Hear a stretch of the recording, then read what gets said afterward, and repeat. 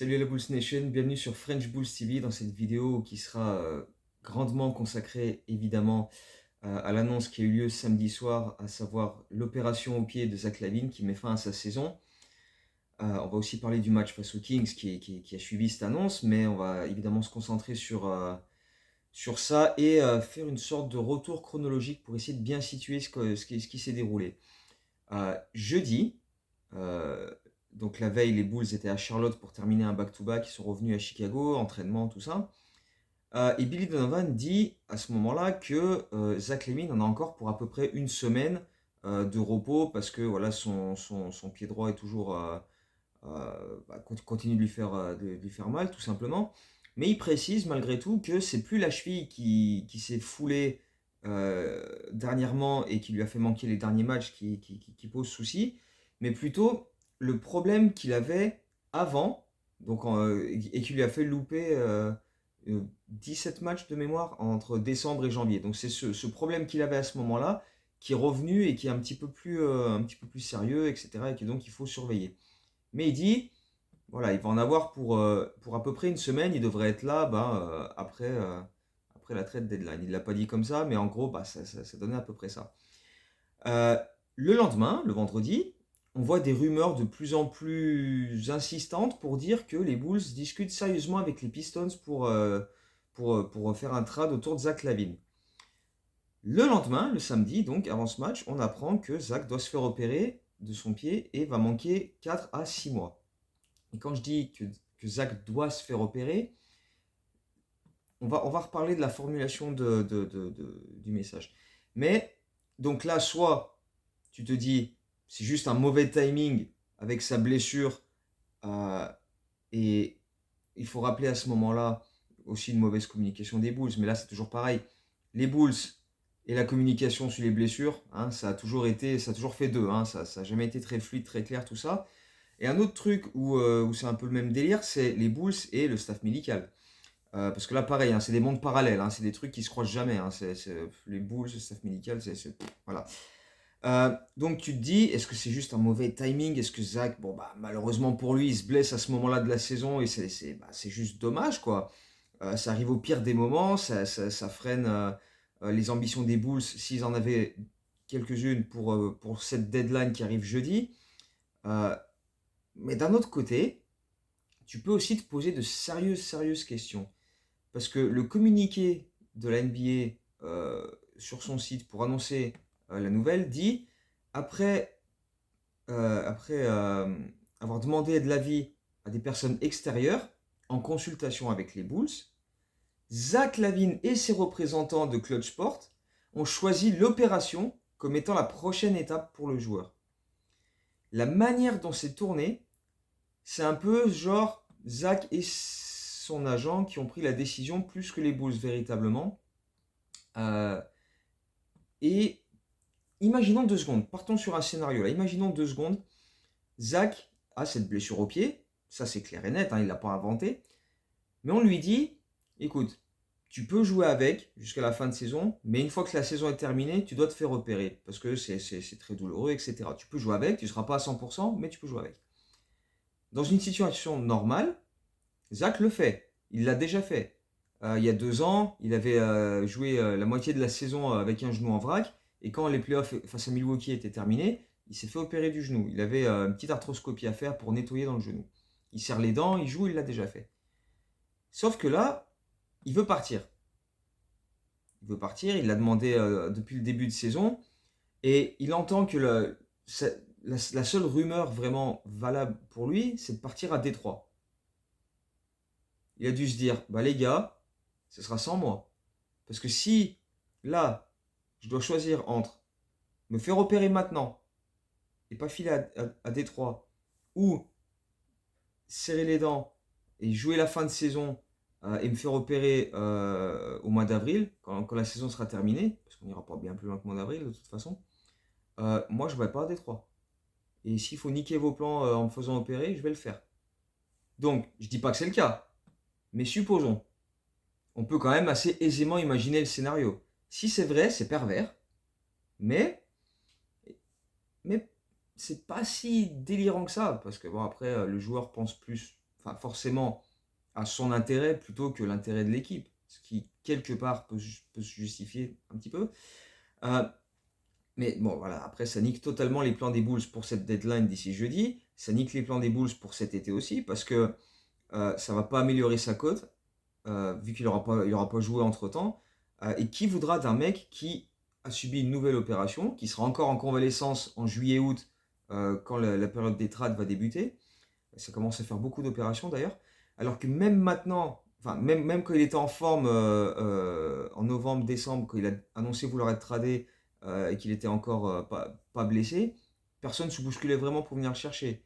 Donc du coup, c'est un peu extrême. On va dire que c'est un peu extrême. En fait, ça me fait un peu penser à l'histoire de Scottie Pippen, qui avait tout l'été en 97 pour se faire opérer du pied, et qui a décidé de le faire une semaine avant la reprise des entraînements en septembre, histoire de bien emmerder le front office et réclamer son trade au plus fort. Et d'ailleurs, il n'a jamais été tradé, il a récupéré une sixième bague, il n'a jamais fait la gueule derrière. Mais enfin bref. Mais bon, voilà, clairement, ça met les Bulls dans la merde, parce que bah, eux étaient du coup décidés à trader Zach LaVine, vu que lui voulait partir aussi, essayer de chercher un terrain d'entente. Maintenant, s'il y a que les Pistons, bon bah, il y a que les Pistons, c'est comme ça. Mais maintenant, non seulement ils peuvent. Enfin, s'ils le tradent, si, parce qu'ils peuvent toujours le trader, hein, il n'y a pas une clause qui dit si un joueur se fait opérer, il n'est pas tradé. Mais s'ils le tradent, là, d'ici jeudi, ils vont récupérer beaucoup moins que ce qu'ils imaginaient à la base. Parce que qui va prendre un joueur qui vient de se faire opérer ou qui va se faire opérer dans les jours à venir? Personne.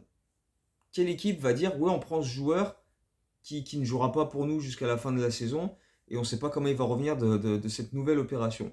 Parce que, ouais, encore une fois, ça fait beaucoup d'opérations quand même pour lui. Donc, bah, ça ruine les plans là sur le très court terme dans les prochains jours jusqu'à la deadline. Et ça ruine les plans bah, jusqu'à cet été. Donc, c'est un petit peu compliqué à gérer pour le front office qui s'imaginait peut-être faire un move là et qui du coup ben, va devoir se reporter sur d'autres solutions. Et ça parle du coup ben, de peut-être DeMar DeRozan parce qu'on sait que lui, il sera en fin de contrat cet été. Donc ils vont peut-être essayer de le refourguer d'ici jeudi. Ça parle d'André Drummond qui sera en fin de contrat aussi. Éventuellement Caruso aussi parce que lui, bah, du coup, c'est peut-être la pièce qui peut ramener le plus d'assets de l'autre côté. Genre un ou deux tours de draft, un joueur, etc. Donc on va surveiller ça de près d'ici jeudi. Mais voilà, Zach LaVine, il y a quand même, bah, du coup, il bougera pas. Et s'il bouge, c'est pour pas grand-chose. Parce que honnêtement, je vois pas quelle équipe viendrait le chercher maintenant alors qu'il se fait opérer. Mais voilà, DeRozan, Drummond, Caruso, ça peut être des joueurs qui risquent qui sont susceptibles de partir d'ici jeudi. On ne sait pas comment, on sait pas avec la direction des Bulls comment ça va se passer, hein, quel plan ils ont pour le futur. Est-ce qu'ils veulent encore une fois jouer la continuité, etc. Ce qui serait quand même assez hallucinant. Parce que là, je pense qu'ils doivent bien comprendre que les fans en ont marre quand même. Même si on vient encore de se rendre compte que les Bulls dominent la ligue en termes d'attendance, comme ils disent, d'influence dans les salles. Le United Center est toujours aussi plein, et donc voilà, numéro 1 de la ligue. Mais au bout d'un moment, ils doivent quand même se rendre compte que les fans en ont marre, que cette équipe n'avance pas, que ça fait 2 ans de suite qu'on est 8, 9, 10e grand max, et que voilà, on est une équipe de play-in, et qu'on ne peut pas faire bien mieux que ça, et qu'il faut changer, il faut des changements. Donc on va surveiller ça d'ici jeudi, mais en tout cas dans le cas de Zach LaVine, chacun se fait son opinion. Est-ce qu'il le fait entre guillemets exprès de se faire opérer maintenant? Est-ce que voilà, c'est toute une manipulation? Est-ce que c'est un peu tordu? Ou est-ce que c'est juste un mauvais timing? Chacun se fera son interprétation, mais je pense quand même que ça pue un peu cette histoire. Bref, les Kings. Donc on a cette annonce samedi, 2 heures avant le match. Et derrière, on a le match face aux Kings. Retour de Torrey Craig, c'était vraiment cool d'ailleurs. 7 semaines après sa blessure, donc il a battu les estimations qui étaient entre 8 et 10 semaines pour lui. Il a quand même loupé 22 matchs, donc voilà, il était quand même un petit peu rouillé. Il a fallu se remettre dans le rythme.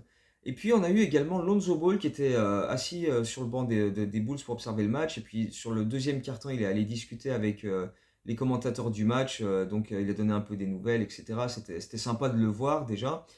Euh, Mais voilà, au niveau infirmerie, ça reste compliqué. Il n'y a toujours pas de Patrick Williams, qui lui en aura encore pour un petit moment aussi. Mais bon, ça fait plaisir de retrouver Craig. Clairement, c'est intéressant. Et puis après, les Kings, c'était un match assez fou. C'est parti un petit peu dans tous les sens. Mais enfin, en tout cas, pendant la grande majorité des 3 premiers quarts-temps, on va dire pendant 2 quarts-temps et demi, les Kings étaient en démonstration. Démonstration, ils étaient supérieurs dans tous les domaines. Et ils ont joué un super basket avec du rythme, des mouvements loin du ballon, des cuts, des passes dans le bon tempo, avec Sabonis qui remonte la balle et qui trouve des super passes alors qu'il n'a même pas encore passé la ligne à 3 points. C'est fluide, c'est précis, c'est tout bien fait au bon endroit, au bon moment. Il y a peu de déchets, pas beaucoup de pertes de balles. Ils ont une excellente adresse extérieure, ils mettent des 3 points dans tous les sens. Nous, on est à la rue complet parce que justement, c'est tellement bien exécuté qu'on n'arrive pas à suivre. Les mecs qui partent dans le dos pour faire des cuts, les mecs qui sont systématiquement en retard, ils essaient de rattraper, mais ils sont toujours une seconde derrière. Quand ça ressort sur des shooters à 3 points, les mecs qui sont libres et t'essaies de venir contester, mais c'est toujours trop tard. Voilà, voilà, on a toujours un moment de décalage, on a un moment de retard face aux Kings et la manière dont ils ont joué au basket dans la première mi-temps, c'est très très fort. C'est très très très très fort. C'est bien organisé. Et puis tout le monde participe, c'est pas un mec. Même si De'Aaron Fox il a 22 points à la pause, il a déjà rentré des gros shoots. T'as aussi Sabonis qui fait des super trucs. T'as Malik Monk qui sort du banc et qui fait des super choses aussi. Joueur que j'adore, Malik Monk d'ailleurs, s'il avait pu venir au Bulls, lui. Oh putain. Mais bref, à la pause, 19 points d'avance pour les Kings et tu te dis, ça pourrait être bien pire. Et ça va être pire parce que dès le retour des vestiaires, ils claquent 3 paniers à 3 points de suite en 1 minute 30. Donovan prend un temps mort qui sert à rien parce qu'on se retrouve à moins 30 pas longtemps après ça. Mais c'est à ce moment-là, à moins 30, qu'on se dit, tiens, bon allez, on va peut-être se sortir un peu les doigts du cul. Et là, on fait des hustle plays, on provoque des erreurs chez les Kings, on provoque des pertes de balles et on file vite mettre des paniers en transition. On sécurise les rebonds quand ils loupent des shoots. Il y a 2 joueurs, notamment sur cette fin de troisième quart-temps, qui ont été excellentissimes. C'est Caruso et Torrey Craig. Oh là là, asphyxie du porteur de balle, des aides dans le bon tempo, des hustle plays, des rebonds, des box-outs. Ils ont été excellents tous les deux. Et ça a permis ensuite de créer des transitions pour Ayo et Kobe qui ont mis pas mal de points comme ça. Sur le jeu placé, on a impliqué Vucevic qui a mis des paniers en post-up, qui a mis un bon dunk aussi en dépassant Sabonis. On est passé de moins 30 à moins 10 dans le seul troisième quart-temps. Donc là, tout de suite, la salle se réveille, un peu plus de momentum. Kobe claque un énorme dunk. Et dans le quatrième quart-temps, il va mettre pas mal de bons paniers en attaque du cercle pour revenir jusqu'à moins 4. Et Vucevic va même mettre une claquette pour qu'on revienne à moins 3 à 1 minute 30 de la fin. Et là, tu te dis, waouh, on est revenu de moins 30 à moins 3. Il reste 1 minute 30. C'est jouable. On peut aller chercher ce match. Je ne suis pas allé vérifier dans les stats, mais ce serait un des plus gros comebacks de l'histoire de la Ligue. Il me semble que les Lakers avaient remonté un comeback plus gros face à Dallas une fois à l'époque où il y avait Kobe, mais genre de 36 points, un truc, je ne sais plus exactement honnêtement. Mais là, comme ça, de mémoire, il y avait un truc dans ce style-là. Ce serait un des plus gros comebacks de l'histoire de la NBA. Mais sur la minute 30 qui restait, il y a eu quelques pertes de balles, il y a eu quelques mauvaises décisions, il y a eu des fautes un peu grossières, notamment de Caruso sur une remise en jeu. Bref, les Kings ont eu des lancers francs, ils ont terminé le match, ils se sont imposés. Euh, Logiquement, j'ai envie de dire, parce que sur l'ensemble du match, ils méritaient, ils étaient au-dessus. C'est juste con d'attendre d'être à moins 30 pour finalement se sortir les doigts du cul et faire un retour qui, au final, te donne l'impression que tu aurais pu aller chercher ce match-là, que tu aurais pu le gagner, alors qu'en fait, les Kings étaient largement au-dessus sur la grande majorité du match, quoi. Donc, ils ont mérité leur victoire, ils ont déroulé un super basket offensif, c'était extrêmement beau à regarder. Donc, voilà, nous, on s'est fait taper parce qu'on n'est pas capable de faire ça, quoi. Et défensivement, on a attendu d'être à moins 30 pour faire des stops, donc, ma foi.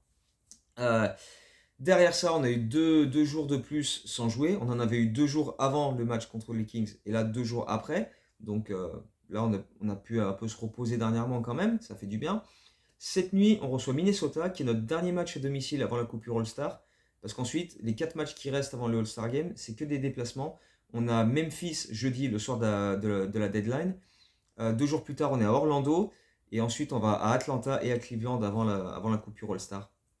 Euh, Hier, on a vu sur Twitter des vidéos sympas où Lonzo Ball était à l'entraînement avec les autres. Alors évidemment, il n'a pas fait la partie avec les contacts, etc. Mais voilà, il était là, il a fait des trucs de son côté, un peu de muscu, un peu de course pour reprendre un peu de conditions physiques.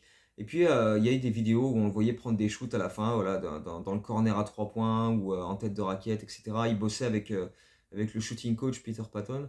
Donc c'était voilà, c'était sympa de voir qu'il était là avec le groupe et que, bah, mine de rien, voilà, il continue à travailler sur son retour, même si on sait que ce sera que la saison prochaine. Mais voilà, c'est toujours sympa d'avoir des images euh, de, de, de Lonzo Ball. Parmi les autres news, il y a Dalen Terry qui avait loupé les 2 derniers matchs avec une blessure à la cheville, qui a fait l'entraînement complet hier.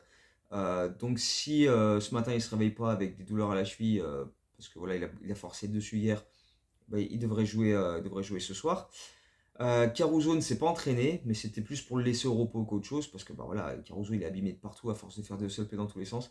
Donc il devrait jouer. Torrey Craig sera là. Kobe White était incertain avant le match contre les Kings, mais il a tenu sa place avec une cheville gauche qui était un petit peu emmerdante. Là, il s'est entraîné aussi, donc il devrait être là aussi. Donc il devrait manquer que Patrick Williams et Zach Lavine. Les autres devraient être là. Je m'attends pas à une victoire, honnêtement, ce soir face à Minnesota, parce que Minnesota c'est très, très, très, très, très fort. Depuis le début de saison, ils cartonnent, ils sont en tête de l'Ouest, ils sont monstrueux. Gobert à l'intérieur est extraordinaire. Karl Anthony Towns, c'est fou aussi. Euh, Edwards, que dire sur Edwards, il est monstrueux. Ils ont un banc qui est quand même solide aussi, donc je m'attends à souffrir, personnellement. Je m'attends à ce qu'on souffre ce soir. Et que si on se retrouve à -30, on va pas réussir à en revenir à -3. Je pense qu'il y a plus de chances qu'on se retrouve à -30 à un moment donné dans le match, plutôt qu'on revienne à -3. Mais sait-on jamais? Sait-on jamais? On peut peut-être sortir un match de dingue où on va être sur une adresse phénoménale d'un peu partout et puis on va faire quelques stops avant d'être à -30 pour être dans ce match-là, quoi. On verra bien. On va supporter les Bulls évidemment, mais je m'attends à une soirée compliquée quand même. On verra ça. On va faire une vidéo certainement après le match de Memphis. Comme ça, on parlera de la deadline aussi, s'il y a eu des moves d'ici là.